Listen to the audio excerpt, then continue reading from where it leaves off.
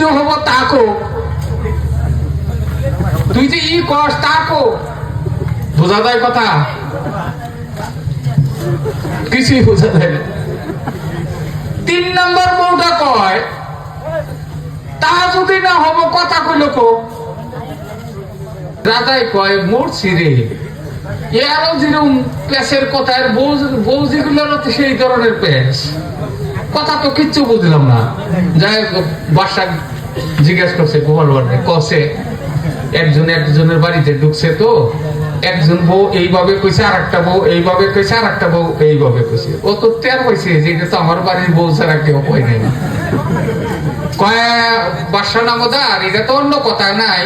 ওই যে প্রথম বউটা কইছে ই আইলো লো, ই আইলো, অর্থাৎ বলদ আইছে রে, বলদ আইছে।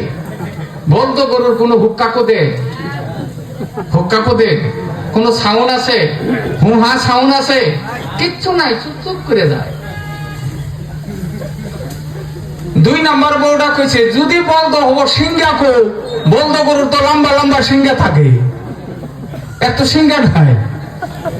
3 নম্বর বউটা কইছে তা যদি না হবো, বলদই যদি না হবো কথা কইল কো।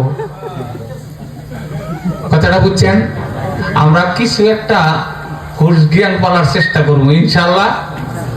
দেখেন আসলে যে তরিকতের কথা কইতেছি, এর মধ্যে একটা ইদিক উদিক ধাক্কা না দিলেও তো হয় না।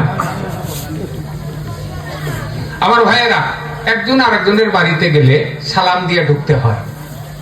শয়তানের এই জ্ঞানটা আছে। তো নবীর বাড়িতে যাইয়া, কার বাড়িতে গেছেন? কোন নবী? একটু সাথে সাথে আপনারা শিখেন। কোন নবী? হযরত মুসা আলাইহিস সালাম। বাড়িতে যাই সালাম দিছে, আসসালামু আলাইকুম ইয়া আহলাল বাইত। হুজুর বলতেছে ওয়া আলাইকুম সালাম। কে আইছেন গো? আমি বাড়িতে আছি, আসেন। বাইরে থেকে হুজুর আমারে আমনে কইেন না, আমি শরম পাই। আরে আপনি কমো না, তুমি কে? হুজুর আমি তুমিও না। আরে তুমিও না কে? আপনি তো আমার লকব দিছেন, আমি পুরানা পাপী। ও শয়তান,